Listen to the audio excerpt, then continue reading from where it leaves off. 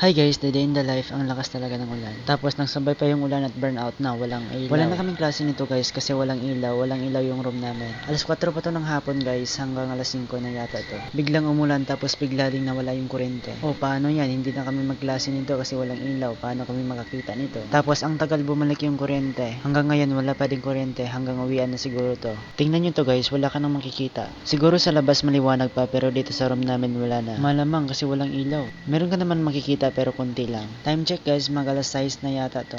So parang wala na kaming pasok. I mean, wala na kaming klase. Kasi paano kami magklase niyan eh walang ilaw. Siguro malapit na to mag alas 6 yung uwian namin. Or alas 6 na, di ko na alam eh. Hanggat wala pang ulan, umuwi na tayo, baka umulan pa. Alam niyo guys, ang uwian talaga namin alas 7 ng gabi. Siguro uwian lang namin dahil burnout, walang ilaw. Pauwi na pala ako sa bahay guys dahil hindi ako mahilig magtambay kung saan saan. Nandito na pala ako sa bahay, so ang gagawin ko muna, tapusin ang dapat tapusin. Huwag nating sayangin ang oras at panahon. Huwag natin sayangin ang hirap at pagod ng ating mga magulang para makapag-aral lang tayo.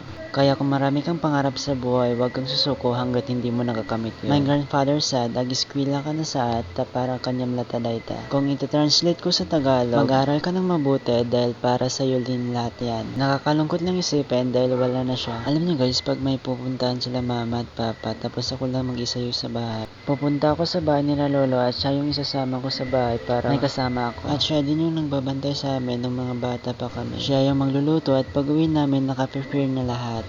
Actually guys, may isa pa akong natutunan. Sabi nga nila, pag maglalakad ka ng 1,000 step every day, hindi ka daw mamamatay agad. So lakad-lakad rin pag may time. Alang, nito na lang guys, bye bye.